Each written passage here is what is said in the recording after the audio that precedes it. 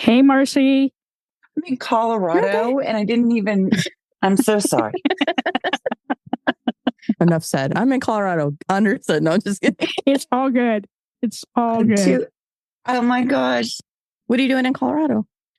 My husband is having a work client. We're snowmobiling, Oh, that's fun. just trying to make, just having a good time with family. And they have a bunch of partnerships and they just brought us all together here at Beaver Creek. That's cool. I mean, that's nice. Yeah. So nice to be here. That's so awesome. Yeah. Where are you guys? I was born and raised in Colorado. And so I spent a really good portion of my life in Beaver Creek, that whole area. I've been skiing since I was like 3 years old. So, but now I live in upstate New York and I love it. My son was at Hamilton and Clinton for a little while. Yeah. And Dirty Skittles is in Georgia. Yeah, I'm in Marietta, Georgia, but I was born in Colorado Springs, Colorado. That's so Don't funny. remember much of it, though, except for the snow. Lots of snow. Lots of snow. Thank you guys so much for having me.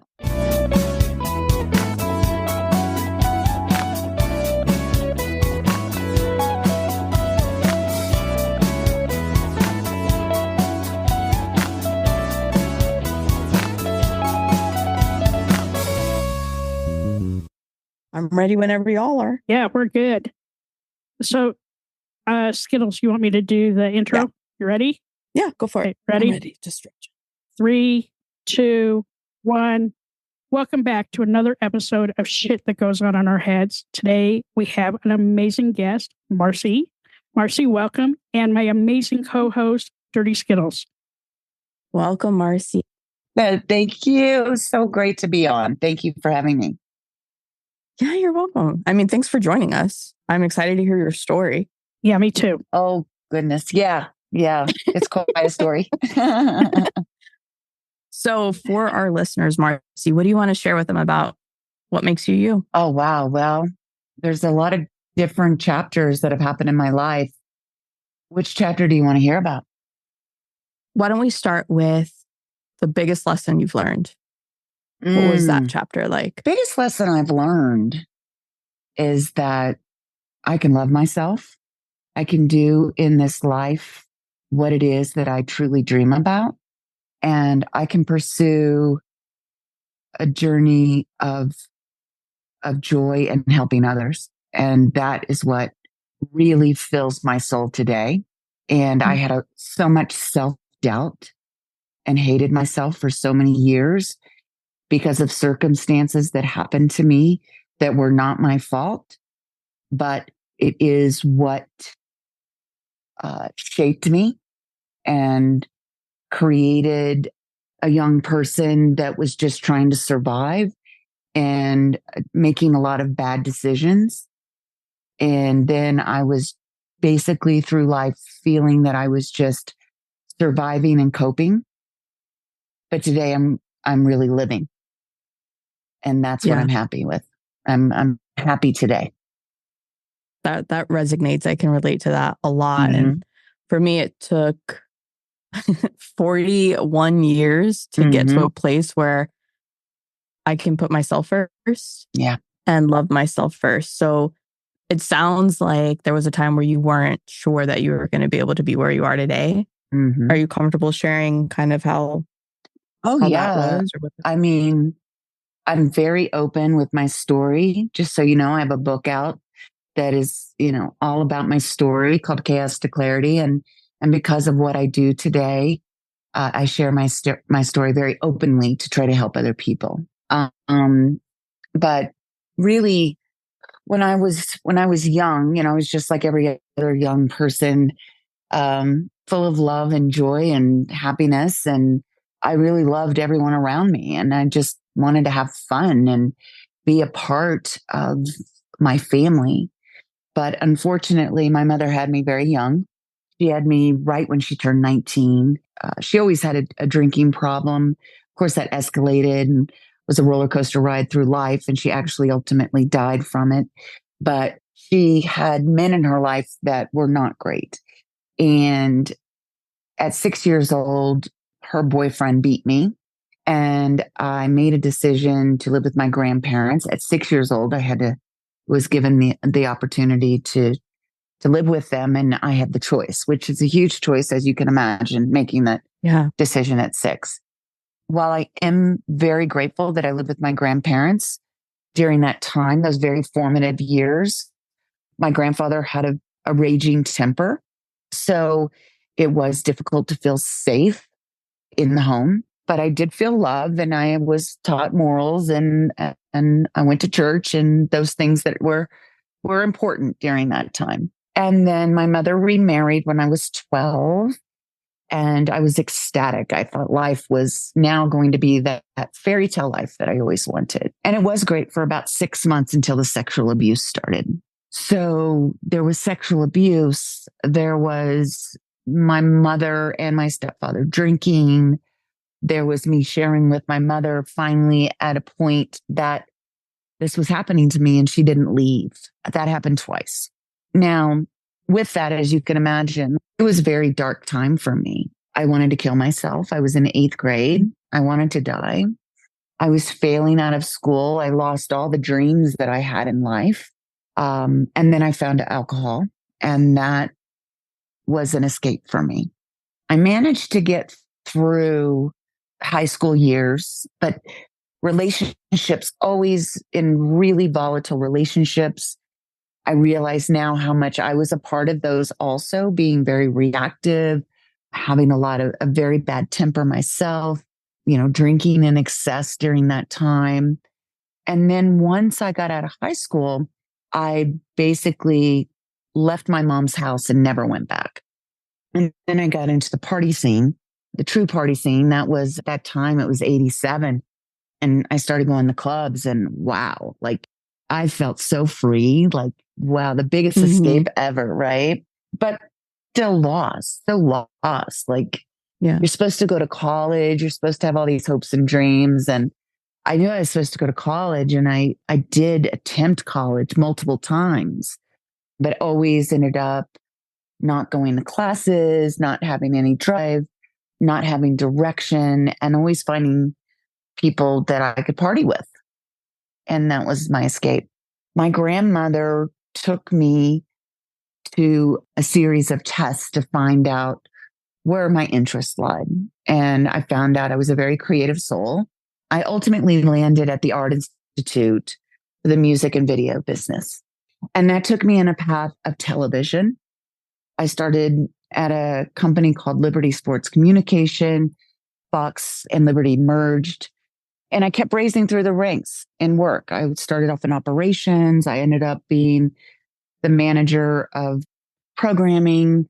I moved to Denver, then I moved to LA, and ultimately found my husband. And, everything looked great. I ended up being the director of on-air promotions at FX. But all the while struggling, drinking, and just never feeling. I always had this idea of wanting to be loved and what I thought I deserved, but not knowing truly what that looked like, how to accept love, how to love myself, constantly feeling like no matter what I did in life, that I was stupid. I was never good enough. I was always in relationships. I was really poor in relationships because I would stay in relationships, even if they were bad, trying to make them good. But once I felt that it was really at a place where I didn't think it was going to continue, I would step out of the relationship because I wasn't going to allow that person to hurt me. So as you can see, it's just this roller coaster of life that was just filled with self-hate, the narrative in my head constantly, just playing a victim all the time, playing a victim.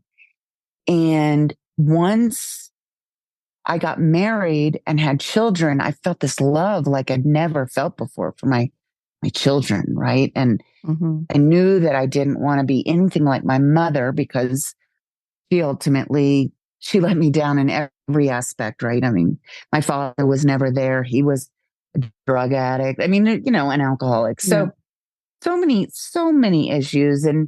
But what's so funny is just like everything always looked pretty darn good from the outside. I was able to build a life that looked pretty damn good, but on a very rocky foundation. Yeah. You know, until I had my final, I guess it would be, I had a lot of maybe what you could call rock bottoms, but for me, this was my final rock bottom. I got a DUI. I was 44. And that's when I finally surrendered. And it changed my life. Hardest thing I ever did, you know, quitting drinking when that's been your way to manage. Yeah. Your way to manage life. I mean, it's hard. I'm 8 years sober today. Not today, but October 4th was my 8 years. It's been quite a journey. Yeah. Yeah. I can relate to a lot of what you're sharing. And one thing that stood out was as I was listening to you tell the story and you started talking about love, I totally get it. I myself, like in my 20s was my party era, right? And trying to find something to fill that missing piece, right? Like that void that I had, because childhood was pretty similar to what you shared. And I didn't know what that looked like. I saw it in movies, heard other people talk about it, but didn't really fully understand what love was. And so I would take anything that I got, whether it was good or bad, right? Yeah. But becoming a mom, and now I have a 6-year-old upstairs, so I can't imagine making a decision like that at 6, but becoming a mother, I got it. I understood, because I was like, oh, it was finally, I felt it, you know? You got this is love. Yeah. But it was still like I had the love for my children. But you didn't love yourself. I didn't love myself. And I didn't know how to really love my husband. And I didn't really know, I never thought he really loved me. Yeah. Yeah. Until the day I quit drinking, honestly. Yeah. So, but there was nothing like that love for a child. And that's why it made it so hard trying to understand how my mom did what she did. Yes. You know? Yeah. But that's so true. I'm sorry. But today, like, I've totally forgiven my mom because I realized just she was so sick. And I don't think she herself didn't have self-love. She didn't know how to take care of herself. I don't think she knew, you know, a man used to validate me. And so to be with a man, she never thought she could stand on her own 2 feet, right? So this is happening to you, Marci. I can't leave because I don't know what to do, basically. Yeah. As crazy as it sounds, like she just didn't have the strength, I guess. I don't know. It's pretty heartbreaking. Yeah. Yeah. That's huge, though. That to me shows a little growth, right? Because you're able to look at your parent as an individual and understand kind of the struggles that they were facing, that, you know, and almost taking yourself out of it and looking at them and their situation. How did you get there? Like, did you go through therapy to finally understand what that was? Listen, I was in therapy most of my life. It only helps so much, right? True. It wasn't until I was actually, so I'll tell you my first, this is not answering your question, but I will. I want to tell you first how I felt the love, because that will answer how I was able to then step out and be able to think about things in a different way. So the day that I decided to stop drinking, it was the next day after my DUI. Before that, I thought I was a victim. I thought I wanted out of my marriage. I thought that everything was being done to me. So when I surrendered in that day and I said, I have a problem with alcohol, and I went downstairs and I told my husband, I'm an alcoholic and I need help, in tears, you know, I was broken. He embraced me. And it was like, it was the first time I really felt the love that he had for me that he probably always had. Right. But it was like the weight of the world came off of my shoulders. Like I felt like I don't have to lie anymore. I don't have to hate myself. I don't have to hate this man in front of me anymore. Like I can start getting well. And so what I did is I went to the 12-step program.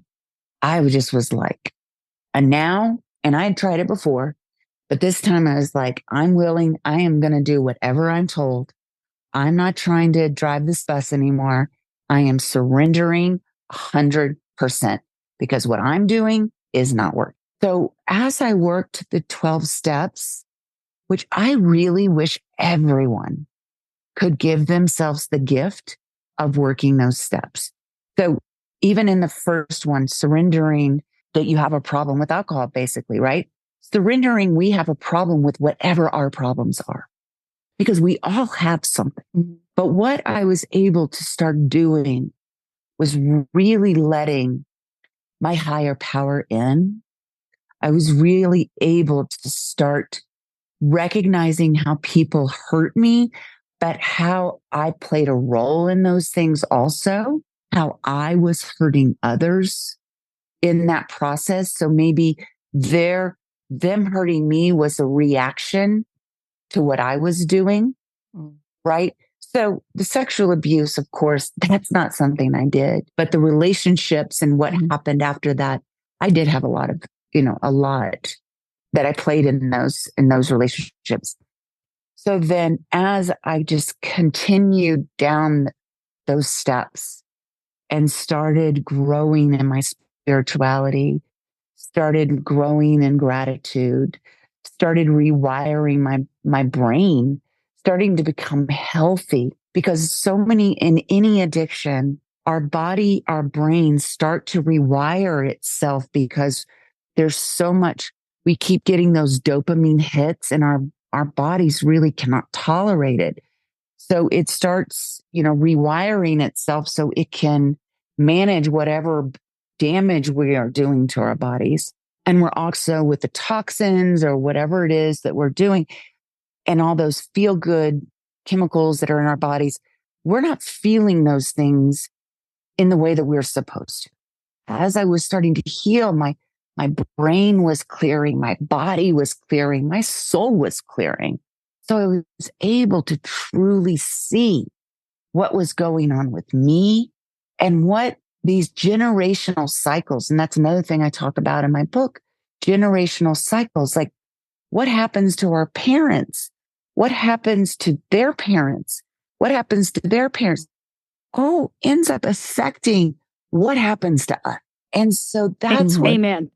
So, and even if I can see my grandparents in a certain way, it doesn't mean that how they raised my mother didn't cause a lot of pain to my mother.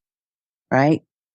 Right. Because I think I was trying to be the best to my kids, but when I got sober, I really became a good parent. Right. And I keep evolving as a better person all the time. So I become a better parent all the time. So I had to forgive, to let go of the power of the pain that I had from that. And it still hurts sometimes. I'm not going to say it doesn't hurt because I'm so sad for that little girl that was me. Yeah. Right?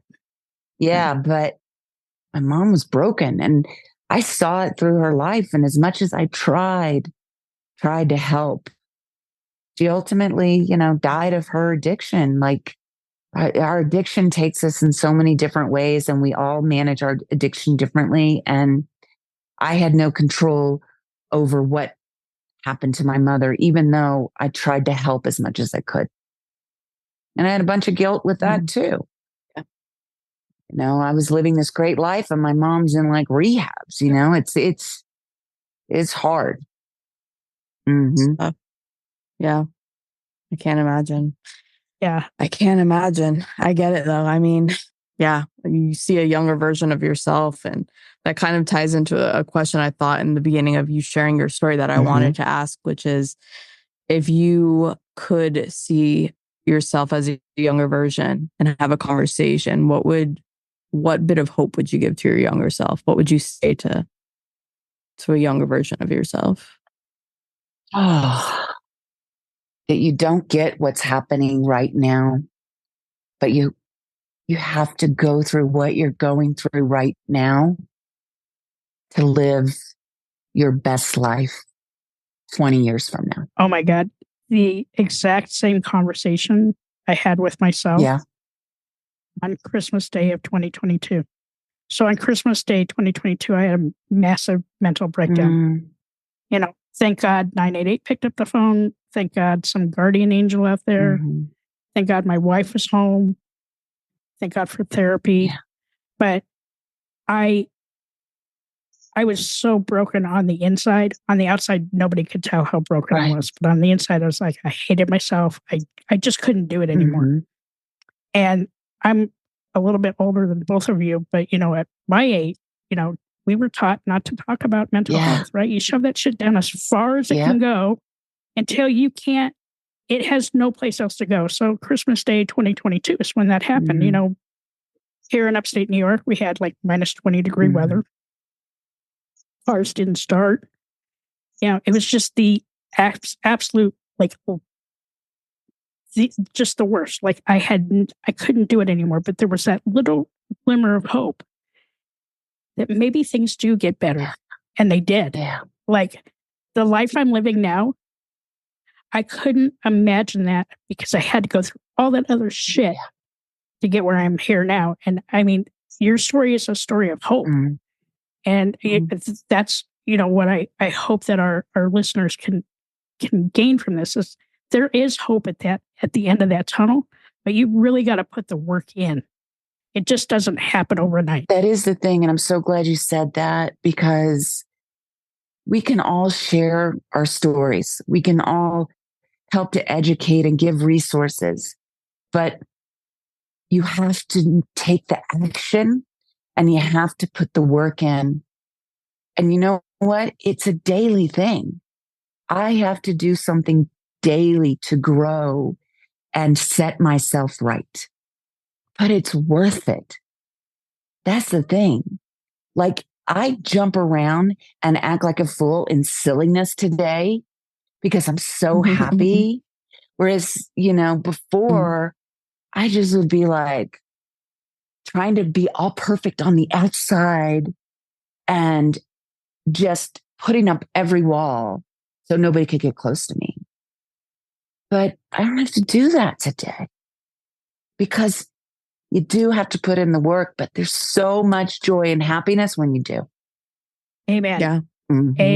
Amen.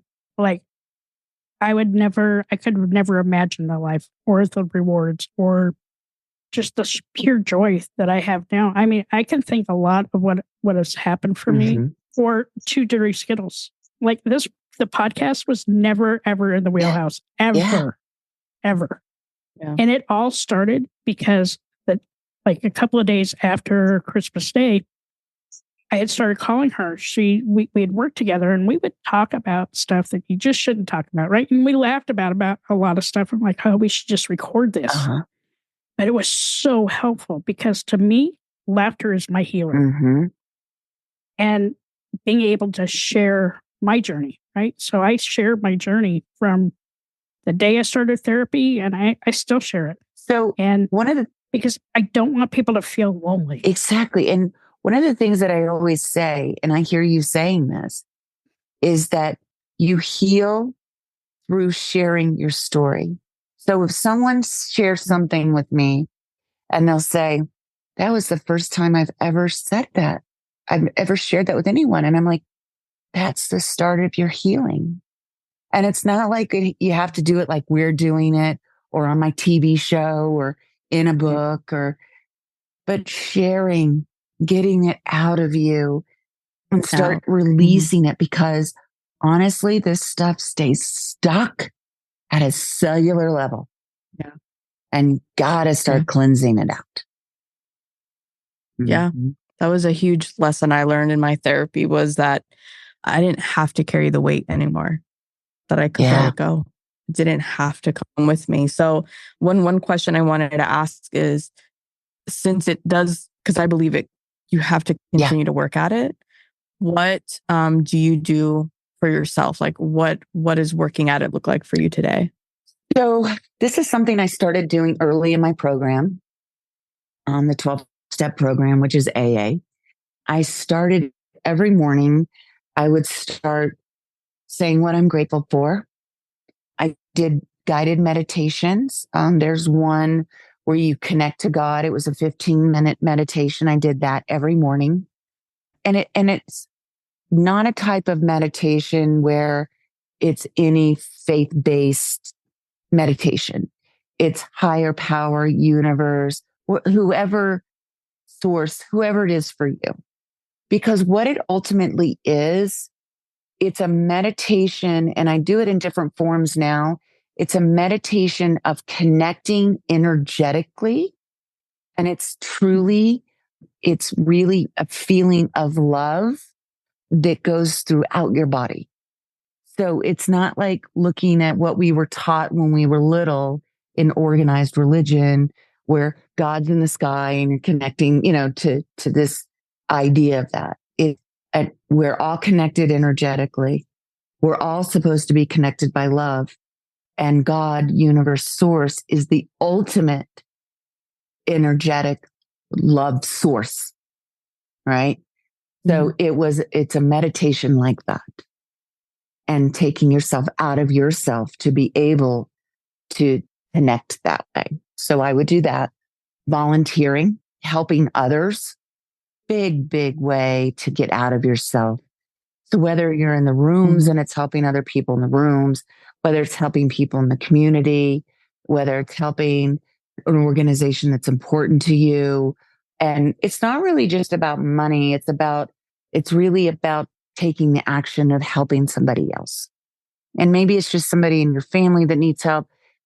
But I think a lot of this stuff you need to step outside of your family to do the healing, because there's, of course there's really good relationships with people in your family, but I think it's good to get out of yourself and what you're comfortable with to start helping others, and you grow from that. I also try to evolve and learn in some way every day, whether it's reading a chapter of a book, whether it's listening to a podcast, whether it's for me, I like to listen to a lot of spiritual healers.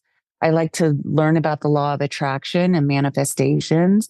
Those all have come through my practice. I think it's really important to take care of your body as far as what you're putting into it, drinking enough water, getting enough rest, exercising. And I'm not talking about going out and doing a boot camp. I mean, it can be walking, it's just, these are all things that they're healthy. They're good for you. They fill you and connect you, your body, your mind, and your soul. And that's really what it's about. Connecting those three things, connecting to others and connecting to your higher source. And the biggest thing is living in gratitude.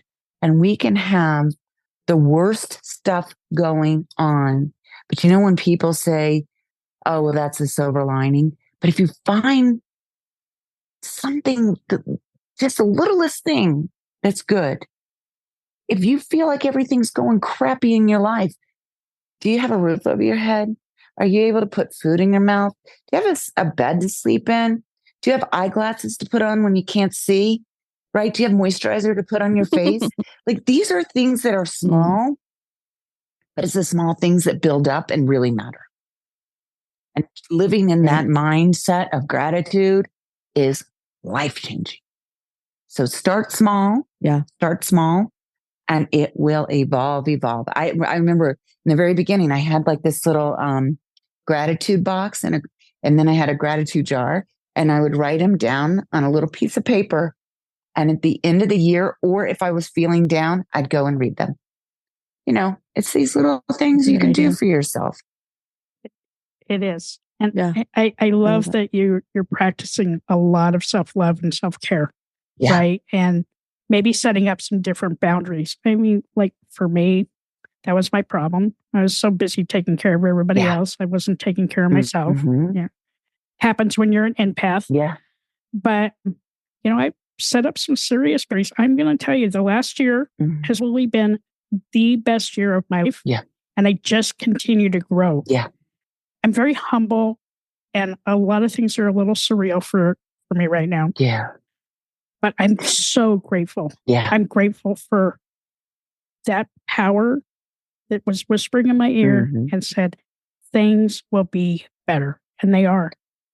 And we laugh all the time about crap that happens to me, right? Yeah. Like, in what world did this happen? It happened in mine. Don't know why, but it did. Yeah. But I love your story, and I thank you for being so brave and vulnerable and helping others, right? Like, and just be kind. Can everybody just be kind? Please just be kind. It's not that hard.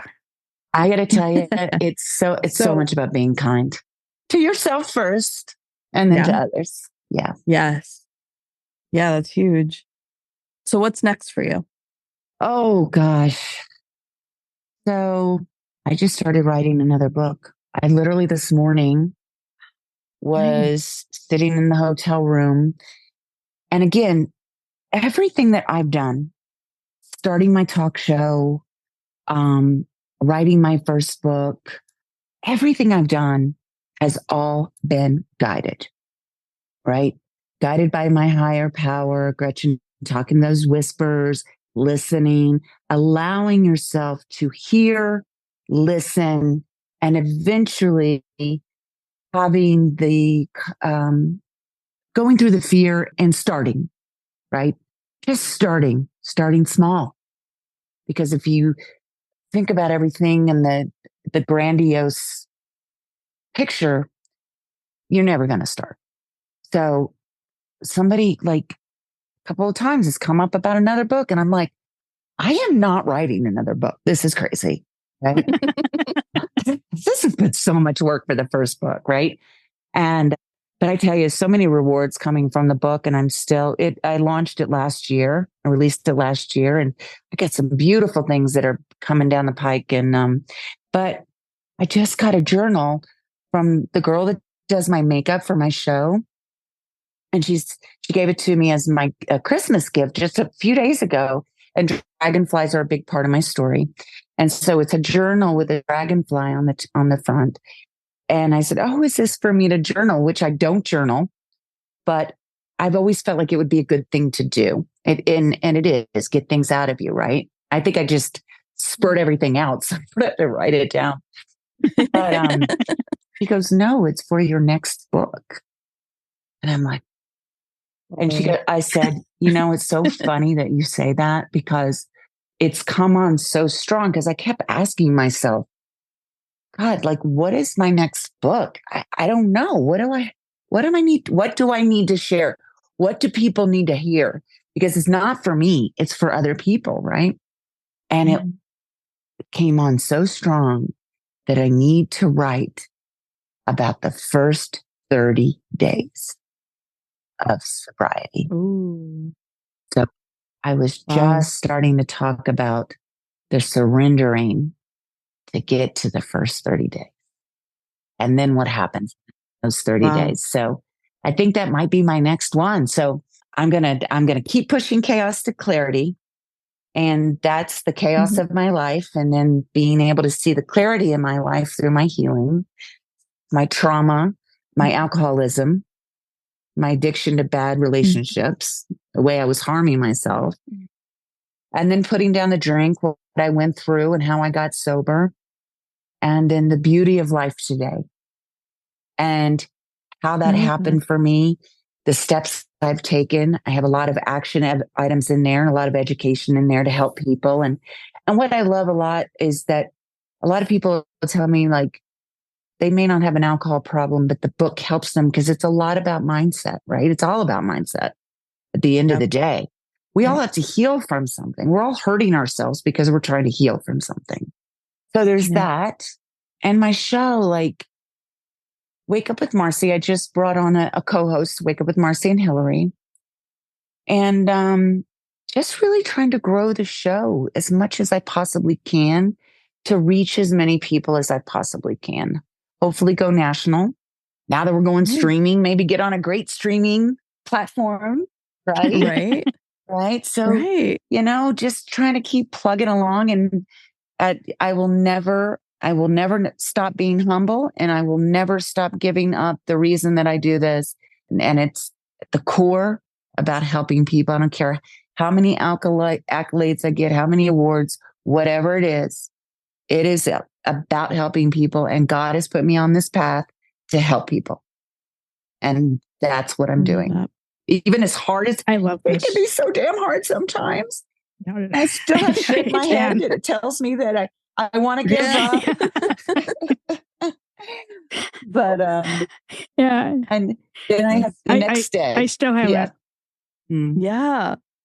I still have shit in my head. Like there's days I still get depressed, but now I have like better tools, right? It's the tools. I have stuff to help me through it. Yeah.